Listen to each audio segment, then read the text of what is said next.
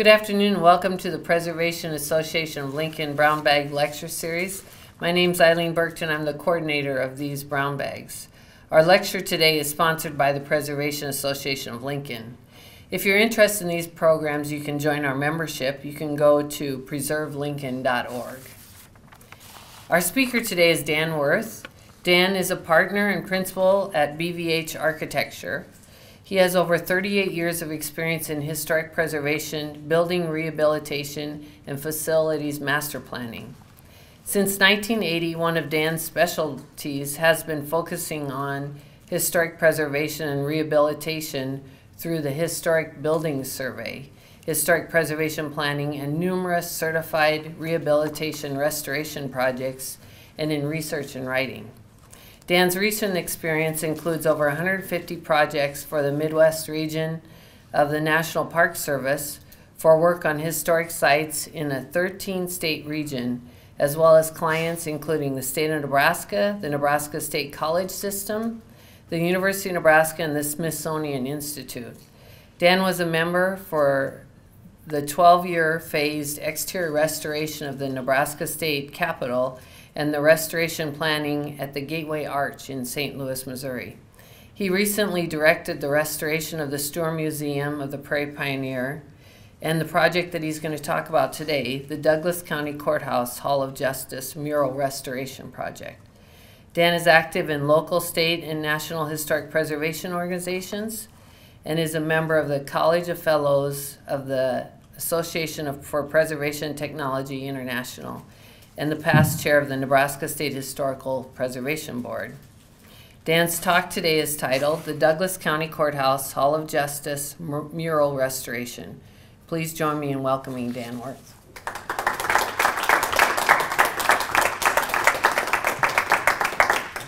Good afternoon, everyone, and Happy New Year. It's great to be back at PAL Brown Bag Lecture Series. I was talking with Gary as we were setting up today, and I think this might be the 24th year that PAL has been conducting the Brown Bag Series. So it's a great resource, and it's a great event. I look forward to it every month, and it's always a pleasure to talk with you. The project I'm going to talk about today is one that's been ongoing since about 2009. Over a phased period of restoration.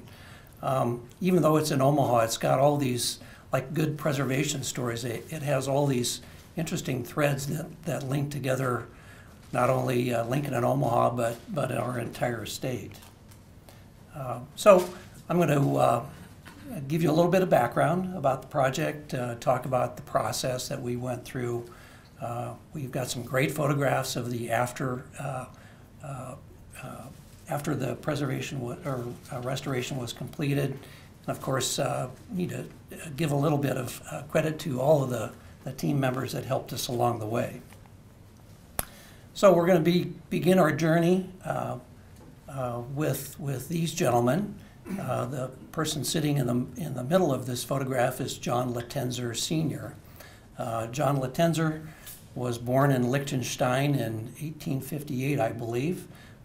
And studied at the Polytechnic Institute in Stuttgart. He then pursued an architectural career and of course ended up in Chicago, where all aspiring architects would go in the late 19th century, because Chicago of course was kind of the epicenter of emerging architectural practices. Then he moved to Omaha in 1887 and started his own practice. And in 1915, he was joined by his sons, you can see flanking him on both sides, and formed John Latenzer and Sons, which was one of the powerhouses of architectural practice in the 20th century. The firm lasted for about 50 years through the 1970s. They, as you drive around not only Omaha but the state, you'll see many of their icons of classical design.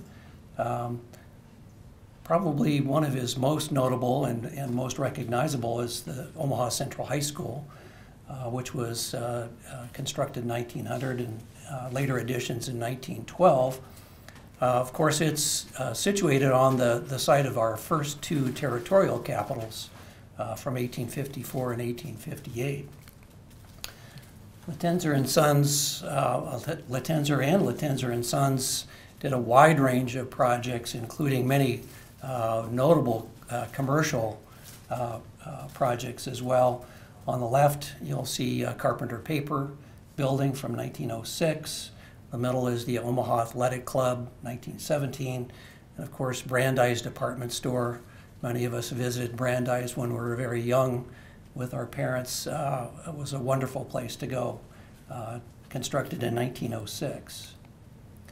Latenzer had his imprint on our Lincoln community as well, teaming with Davis Wilson in 1922 to build the first phases of Memorial Stadium.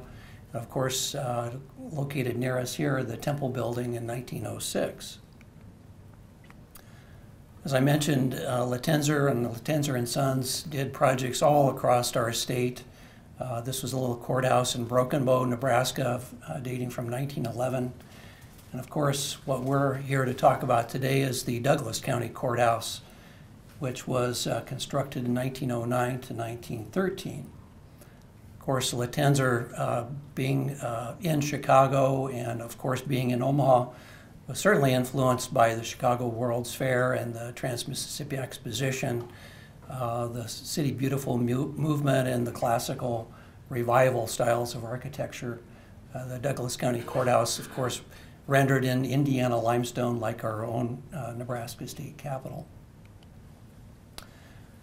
This is an article from the Omaha World Herald in 1912, kind of announcing some of the final touches of the Douglas County Courthouse, announcing the final murals that were being executed by an artist by the name of William Rau, R-A-U, through his employer, Emil Philipson, who was a decorating contractor from New York City. For the grand total of $5,000, they executed 5 murals in the rotunda up underneath the dome of the Douglas County Courthouse. Here's a image from right after the courthouse opened from the Bostwick Frohart collection at the Durham Museum. The collection of photographs from the Bostwick Frohart were invaluable as we looked and did research on the restoration of the murals. Here you can see, kind of looking up in the corner and to the left, a couple of the beginnings of the thematic presentation of the murals. They all represented the first peoples in the settlement and the evolution of the land of Nebraska and the Omaha area. On the left, you'll see Indian encampment, followed by a prairie scene, and then to the right is the white men arriving on the plains. And you'll see more of those in upcoming slides. After World War I, of course, students of history, you all know that the country was in kind of a tumultuous period with the returning soldiers, labor unrest, race relations were kind of stretched. Omaha was also not immune to any of those situations. In 1919, there was numerous strikes that were going through the Omaha community. Boilermakers, brick makers, Teamsters were out on strike in July of 1919. Then in September, in the fall of 1919, the meat packers went out on strike. And if you know the history of Omaha labor, the meat packers in the South Omaha meatpacking industry were a giant amongst the labor forces there. What really sparked the eventual demise of part of the murals was the arrival of about 500 black strike workers that started to work as non-union laborers in the meatpacking houses. And then on September 25th, what sparked a riot, which you see a photograph of here. A white woman was accosted and a black man was arrested for assault. A crowd turned out. The riot became unregulated. They broke into the Douglas County Courthouse, drug out the mayor and the black man, hung them both. The mayor escaped, thankfully, but the black man was killed. The rioters set the courthouse on fire and caused quite a bit of damage. The main floor of the courthouse was pretty much gutted by fire. That fall, the Nebraska legislature went into special session to appropriate or to approve the Douglas County Board to issue bonds for the eventual restoration of the courthouse, just a few years old, and also to replace the records that had been destroyed as part of the riot and fire. That kind of started a series of interventions on the murals that some were not too well executed. The first intervention occurred in 1922 by William Barrett of New York City. In 1932, there was another intervention by some German artists. And then, as this article from the Omaha World Herald excuse me, notes, the WPA was called in 1938 to lend their expertise in helping to clean, overpaint, and preserve and help restore the murals. The WPA also installed some early lighting devices around the murals so visitors to the courthouse could see them better. That led to a period of, I guess, inaction on the murals until about 1980, when the Douglas County Commission asked a couple of artists under the direction of the Jocelyn Museum to undertake an intervention where they would stabilize, clean, and repair the murals. These guys took about 4 months, about $25,000 to restore the murals. And it created quite a controversy. I moved to Omaha in 1980, and about the time that these murals were done, there were all kinds of editorials that were coming out in the papers about how these guys, what do they do? There's, all kinds of figures that they added to the murals that were quite controversial. And you'll see some of that here in a little bit. From 1980 until mid-2000s, not much had been done to the murals and to the dome. Deterioration continued to the murals. Water continued to leak through the skylight system, causing a lot of plaster damage and further deterioration to the murals. So in 2009, the Douglas County Building Commission asked BVH to help come in and put an end to the deterioration.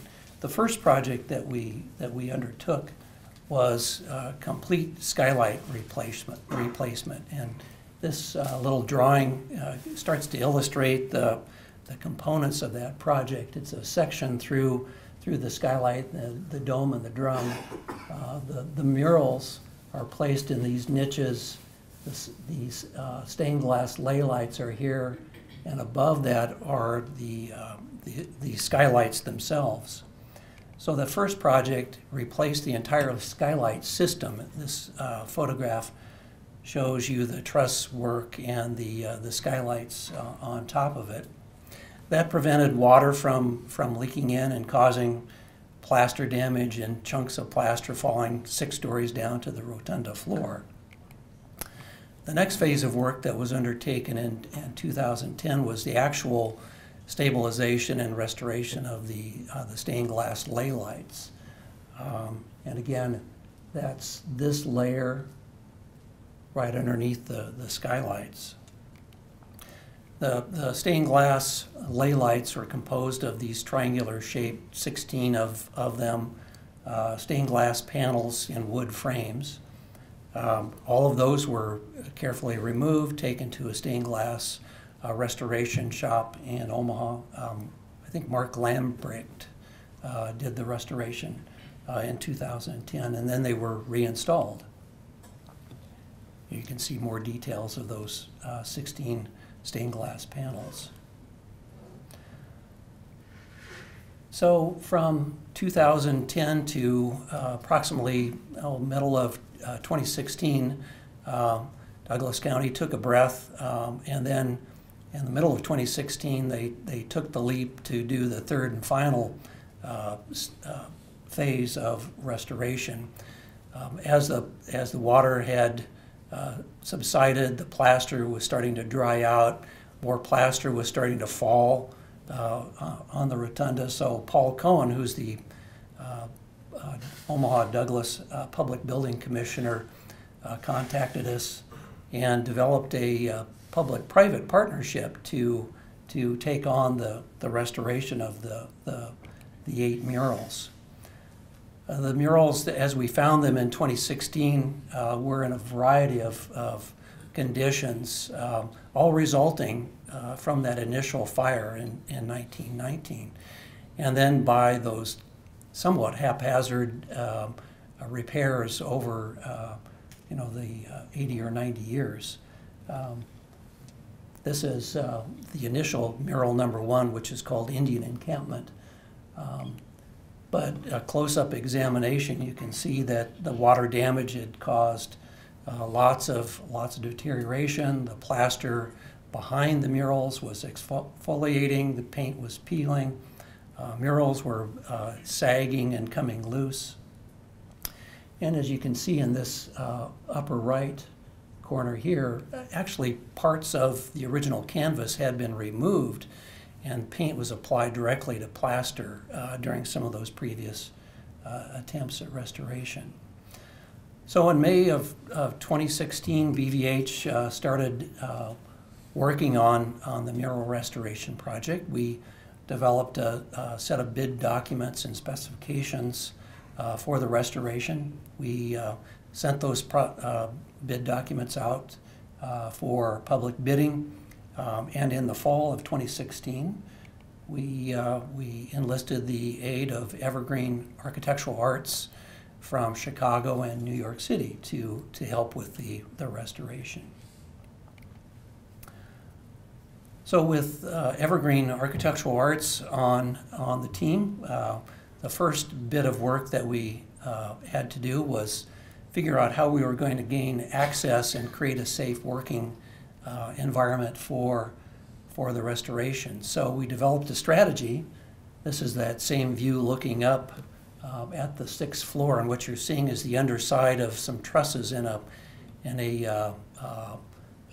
what we called the dance floor, a big work floor where all the restoration was staged from. I think those of you that came to a PAL lecture a few years ago, Bob Ripley showed the same exact kind of technique that was done in the legislative chambers at the Nebraska State Capitol, where a work surface was placed over the chamber itself to get artisans up close to the work. So in December of 2016, this is at the end of the scaffolding or the dance floor installation. And you can see we placed that about 6 feet below the cornice line, so artisans had easy access to the mural niches. They could reach the cornice, the decorative plaster cornice, as well as have a rolling scaffold on the dance floor to reach the skylight system. There's a later view of the dance floor as restoration was progressing in early 2017. You can see here that a lot of the plaster repairs were completed at the cornice. Painting and priming was being completed at many of the niches, and a couple of the murals were left in place and restored in place. And I'll cover some of that in a couple of slides here in a second. But you can see the value of having this kind of safe a secure workplace. It also kept junk from falling 6 stories down, onto visitors and workers at the courthouse.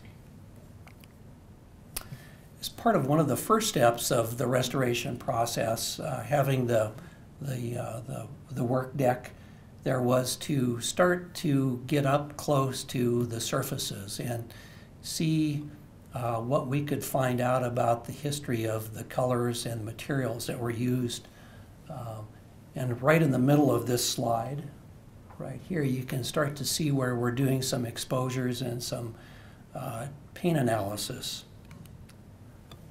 It's a little closer view of an area where we started to strip away the various layers of paint and recording those. This was a little field sketch that we kept on the right-hand side, showing the various layers of paint that had occurred over time. As you can see in the right-hand side, we did find some gold leafing on several of the plaster elements on the bead and reels and some of the other decorative elements. From that, we started to do mock-ups, full-scale mock-ups of what those original color schemes looked like. So in the middle of here, inside of this blue tape is really the final color scheme that we came up with based upon those historical investigations. It's interesting to look at this and then look at what was the 1980s color scheme. For those of us who practiced in the 1980s, you can see the nice teal and the greens and mauves that were very popular in the 80s, but not very appropriate for a classical edifice such as this. As I mentioned, we found lots of elements that contain gold leafing, so the decision was made to be true to that and go back and apply the gold leafing in those areas. Here's one of the artisans from Evergreen doing that very delicate process of sweeping gold leaf off of a tissue paper onto the surface and brushing it on. A very tedious and careful process. But the results are very striking. I mean, all of the gorgeous plaster relief that was part of the classical vocabulary, with the original color scheme, you can really see that detail, and it's very, very fun to go back and see that now. As we started the restoration process, one of the first things that we did after we did the initial investigations was to put that rolling scaffold on the dance floor and get up and look at the skylights that were installed back in 2010. They were indeed, performing very well, but one of the things that we weren't able to do back in 2010 was get to the underside of the framework that held the stained glass windows in place. So again, we did paint analysis on those supporting ribs and found that there were metallic paints that were used originally, so we matched those, and as you can see on the right and in this slide, we did restore those areas as well. Then once the skylight work was completed, we were able to remove that rolling scaffolding and reduce the load on that dance floor so we could move more workers onto that dance floor and start the restoration process. Another piece of work that we did as we went around and examined all of the murals was to do high definition digital photography using, as you can see in the lower right-hand corner here, some color rendition charts to accurately document what we found in place, and then to do close-up examinations, condition assessments of the murals. remember that Bostwick Frohart photograph that I showed you several slides ago and the Omaha World Herald articles? Well, we used those and did some research and contrasted those to what was in place. And the area that's in this red box here, we started to do some exposure windows because we had a suspicion that this Indian figure was not part of the original the mural. And yes, that's what we found. As a matter of fact, we found in this little exposure window here, we found the rear end of a buffalo. And then by looking at the original mural photographs from Bostwick Frohart, we were able to reconstruct that mural scene. Here's a maquette of what that original mural looked like from Evergreen Studios. So you can see that it was changed quite radically over time. As a matter of fact, some artisan, we think it was in the 30s and then again in the 80s, got on this kick of adding these heroic kinds of figures in the corner panels for whatever reason, kind of destroying the thematic, interpretive content of the original mural program. So after we did this with all of the murals, we made a decision amongst our team that, and because of the deterioration of many of the murals, that 5 of the murals were going to be reproduced and new murals put in place, and that we could save 3 of the original murals and restore them in situ. Here's an artisan touching up the new mural of the prairie scene after it was reinstalled. But here, this is mural number 4 called Clearing of the Land. And you can see this very crudely painted figure, Lady Liberty or a Manifest Destiny kind of thematic thing that was overlaid with Clearing of the Land. And I think you can kind of see too, this piece right here, that's plaster. It's just paint that's peeling off the plaster, so there's really no canvas underneath, but you can see here where the canvas is starting to let loose from the plaster. So because of the fire, excuse me, a lot of the fire damaged and smoke damaged canvases had been removed and paint was applied directly to plaster. So through that research, here's the maquette of the Clearing of the Land.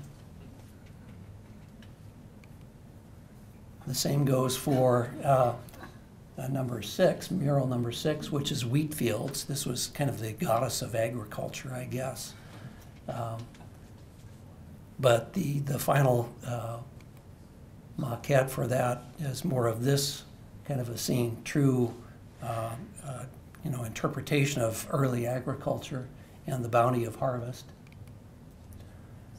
That dance floor proved to be an invaluable staging area because, as you can see, these canvases were quite large. The canvases were, as they were taken off, carefully taken off of the niches, they were carefully traced.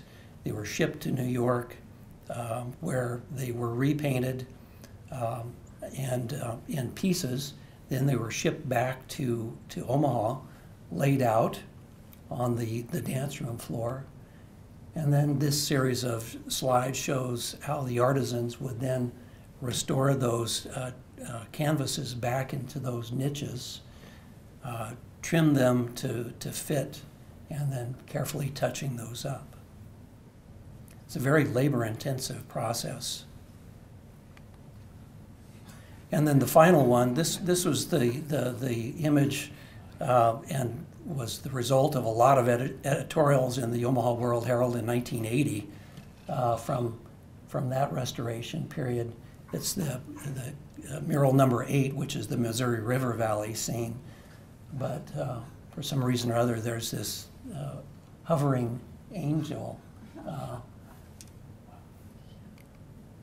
but this is what it was intended to look like. Kind of the culmination of that whole theme of from the first peoples to the settlement and the use of the land. This is a scene looking from, we assume, from the Iowa side of the river, looking back across the river to the new city of Omaha, the Union Pacific Railroad Bridge that was built in 1881, showing, you know, signs of development and progress moving forward as we're looking west into the sunset. And here's the installation of that mural. The murals that were left in place and restored in situ underwent a process, a very conservation-minded process, where old varnishes that were applied and sealers were stripped. We did some investigations to see what the original formats looked like and what the original scenes were like, just enough that we could understand what the original scene should be. Then through research and through photographic methods, we did overlays of how we were going to adapt and update those murals to more closely match the original murals. And then I show this little palette in that all of the colors that were mixed back in New York in the artist studios, many of those were then packaged up and sent back to the field so the artisans touching up these murals could use the same color palette. So we came up with a consistent color palette around the entire mural network. And here's a detail. I just love looking at these details, contrasting the unrestored mural, or I'll say the modified mural after being modified and overpainted for about 3 or 4 times, and how flat and dull and dark it had become, to the same scene in the restored mural. I'll show you a slide of the completed mural here shortly, but you can see the brightness was back, the paint strokes are more richer, the shadows, and even some of the details in the content were back and very rich. Part of good conservation practice, what we started to do for the Douglas County Public Building Commission is create an archive, again in the spirit of what we've seen here in Lincoln at the Nebraska State Capitol.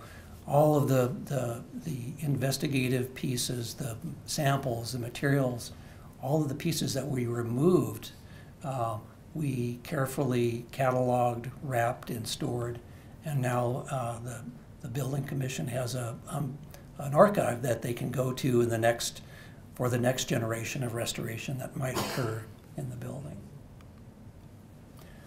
So the project, as I said, started in December of 2016. We had substantial completion in the summer of 2017. And then after the scaffolding came down, we had our final mural. So the next series of slides really just show you the completed murals as they exist now, kind of starting with mural number 1, the Indian encampment. Mural number 2, the prairie scene with the herd of buffaloes. No figure in the foreground, but more interpretive of the Great Plains environment. As the arrival of the white man comes and the experience of immigration and traveling across the Platte Valley and through our trail networks. The clearing of the bluffs, the land overlooking Omaha. The plowing of the land. Then to the planting of agriculture and the harvesting of the crops. And then finally, number 8, the Missouri River scene, looking across, seeing the new emerging city of Omaha, Nebraska. Now as you look up from the ground floor up through the rotunda, You can see the murals nicely illuminated. We took advantage while we had the dance platform up there to install new LED lighting underneath the murals to illuminate those. That, of course, is very delicate lighting. It helps not only illuminate them, but doesn't have the damaging UV characteristics that other lighting sources have. Here, this is a view looking south. You can see the Indian encampment, and then the thematic series goes to your right and ends up with the Missouri River Valley. On the left, another view from the 4th floor.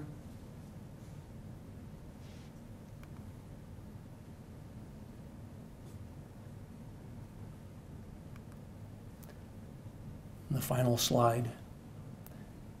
It's interesting to note the restoration campaign that we undertook stopped right about at this line. And so you can see the 1980s kind of color scheme still remains down below that line. But I think we've gotten the Public Building Commission very excited about continuing that effort down through the rotunda, down through the main floor, and all of those public spaces. As you know, these public buildings, and because of the nature of courts, they do undergo a lot of rehabilitation, a lot of different alterations. But I think they're very proud now of what's at the top of this rotunda and are anxious to see that campaign continue. There were some exposure windows made on these walls. We did find some stenciling, which we confirmed on those historic photographs, so I think they're anxious to start that campaign as soon as they can afford it. So no project is done by one person. We had a great project team. You can see the Public Building Commission on the left. Those members fully embraced the project, and Paul Cohen and Lori Hedlund were the key day-to-day client contacts, and were wonderful to work with. The BVH team, including Steve Kelly, Gary Bowen, and Kelly Rosberg, and then the Evergreen Architectural Arts team, quite a list of artisans. Took a lot of hands to do all those paintings and installation of the canvases. The two people that really led the charge were Terry Vanderwell and Kumi, as we called her. She was the lead conservation person on site. And then, as I mentioned at the outset, this was a public-private partnership. I think, yes, you probably recognize this name, Ronald Roskins. Used to be the president of the university system. He's now on the Public Building Commission board, and he picked up the phone and called several of his friends in Omaha and raised a considerable amount of money to help the private side of this effort. And those folks and institutions are listed on the left, and we thank them for their generous contributions to restoring this wonderful spot in Omaha. So the next time you're in Omaha, you'll have to stop by the courthouse and take a peek. It's quite a wonderful place. It was once kind of a dark, dingy hole that no one really knew what was up there, but now you can walk in and experience this grandeur of this beautiful classical revival place.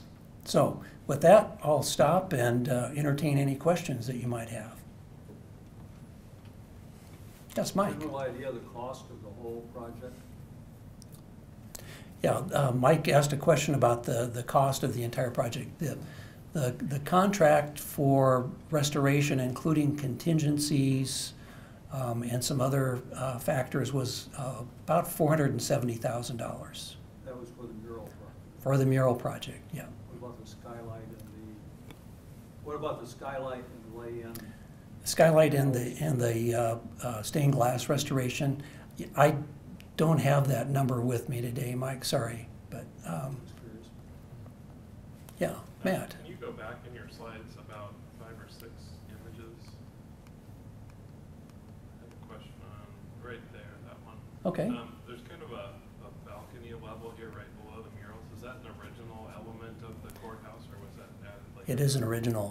What is not original, Matt asked if that balcony level or mezzanine level was original. We call this the 6th floor. This is actually the 5th floor. The 6th floor served as an access point to the jail cells. Behind many of these areas, behind these big thick masonry walls, were some of the original jail cells of the courthouse. Those have since been taken out of service. There's a new Douglas County Jail kind of south and west of downtown. These guardrails were added, and as we were doing this project, there was some restoration going on, or excuse me, rehabilitation going on up at that level for some other juvenile courts and other offices. Yeah. Yeah. Dan, there's one of the very first slides had a similar angle Mhm. showing that. Could you Sure. find that one? Let me see here.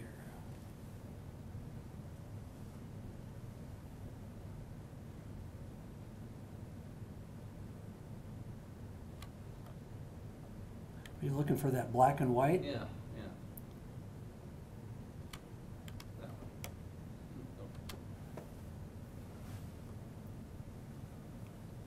There we go. Oops. Whoops. Sorry. There we go. Pushed the wrong button. There's the Indian encampment. That's mural number 1, which is over the south elevator bank. What's really interesting here is the historic elevators have that glass and brass kind of front. Those have been replaced, are no longer there, but I assume they probably were destroyed during the fire, perhaps. And you can also see some of the stenciling on those panels below.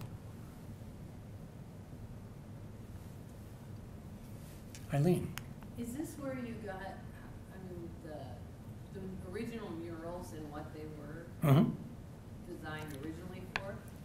Are some of these photographs is where you got that, or did you have other information that helped you with that? We used the Bostwick Frohart photos, yes. So we enlarged these. The artisans of Evergreen Studios used those, blew those up, and based upon the tracings of what was in place and comparative kind of analysis with the photographic evidence, that's how they arrived at how to reconstruct those murals. We also had some really grainy images from Omaha World Herald archives from, in the 1912 papers. They were microfilmed, of course, and those microfilm images are a little grainy sometimes. But some of those microfilmed images, though, confirm that those figures that were overpainted were not there originally. So the original photographs from the Bostwick Frohart collection were in black and white, Yes. obviously. So from that, your artisans could determine the shape of what had been there originally and the content, but the analysis of the surface, and you had to dig down several layers to figure out what colors were the Correct. original colors. Right. The question was about using the photographs to get the shape and overall composition, but the coloration, we used the exposure windows, the analysis to do that. So yes, that was correct. Yeah. During the 80s, I think you said they added these figures, and that why? Good question. Good question. I don't know. Someone was compelled to, do their artistic addition. It's hard for artists to kind of hold back sometimes, I guess, but we all need to leave a mark. Could. Yeah, right, because they could. And we're not quite sure whether that was done in the 80s. I think some of those were repainted in the 80s. There's some thought that maybe in the 1938 WPA intervention added some of those figures as well. Yes. Seems like the project was very fast. It did go very fast. It did go very fast. It was a very efficient project. Once you get scaffolding up, you know, as we know from experience at the Nebraska State Capitol, scaffolding is very expensive to rent it every month. So once that went up, we just like kept the pedal to the metal and kept going. But we had done enough planning up to that point that we knew when the scaffolding was put in place what we had to do to make those decisions and keep that process going very quickly. Mike? Just a comment, I think there's so much attention to the 1919 riot and lynchings. It's always a focus is in that part of the story, and I guess I have never seen anything that shows quite as well as this program does the extent of the fire damage, property destruction that this mob did at the same time. It's usually subsidiary to the murder. Yeah. So it's interesting from that point of view, just in itself. Yeah, yeah. That bunch. Yeah. It'd be really interesting to go in and that's another entire project just to see what is left from the original construction and what was replaced after the 1919 riot. At some point, a HSR, Historic Structures report, would be a really valuable thing to do for this building. Jim? Were the original plans available? Building plans? No, not that I can recall. There was a question about were the original building plans available. No, we don't have any documentation about the murals. So they were done by a decorating contractor out of New York. And even this artisan or the artist of the original murals, William Rao, very little is known about him. But, excuse me, through the conversations with Evergreen, their New York studio or their Brooklyn studio, one of the lead painters on this had worked on some Rao paintings maybe a decade ago and was familiar with his work. I think he came from Philadelphia, the Philadelphia Academy of Art. And so stylistically, I don't know that much about the Philadelphia Academy and what came out of that, but he said that these were very characteristic of the Philadelphia school. So, yes. Were there any comparisons then, Dan, relative to these murals and their feel and thematic existence with our post offices around the state and the murals that we have that were done probably at a similar time? No, we haven't done that. Most office murals were done in the late 1930s. 30s. Yeah. The WPA. Yeah. And like the post office murals, the documentation book that Bob Buchendorf and the Historical Society put together, is there something that's documented this then? That you? Yeah, not that I'm aware of, but. But there will be. Don't know. Yeah, another project. Yeah. Yeah. They're looking for a chairperson to run. Yeah. What was the response of the Omaha community? Did people appreciate the work that was done? Yeah, I think it's just becoming, Roxanne asked about the appreciation of the Omaha community for the project. And yes, I think everybody that's been involved and seen the project is very struck by it in a positive way. I think the word's just starting to leak out too. There was an article about as the scaffolding came down and the murals were revealed. I think in the World Herald back last fall there was some article about it, but I'm hoping that with putting together this little PowerPoint and a few other things, we'll get the word out so people will go see it. Can Eileen? you tell us more about the floor, how you made that floor? I didn't see much of scaffolding, but now when you talk about scaffolding. Yeah. So did the scaffolding go up from a lower level? Yeah, excuse me, this slide you can see the trusses that span from side to side, and then all of the structural lumber that was on top, and then the plywood on top of it. So there was scaffolding that went around, vertical scaffolding that went around the perimeter, you know, traditional scaffolding that those trusses were set on, and then we built the floor on top of that. So you can see the plywood subfloor, all the joints are taped so no dust or matter could fall down. We even put plastic around, or you know, tarps around the edges so no debris or anything could accidentally get kicked or fall off the scaffolding and tumble down 6 stories. So it was quite a feat, Roxanne. So how much exactly did all that scaffold cost? That was part of that $473,000. So it wasn't a huge amount. I mean, No. with the large greater scheme of the world, it wasn't a huge amount. No, Because labor would probably be most expensive. Yeah, yeah. And Roxanne asked the question about how much the scaffolding cost for you viewers at home. And I answered, I don't know, but I can find out if you're very curious about it. I'll have to look at the contractor's pay app, and I can find that out. Yeah.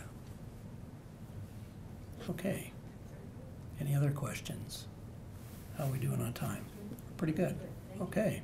Well, thank you for coming, and appreciate your attention.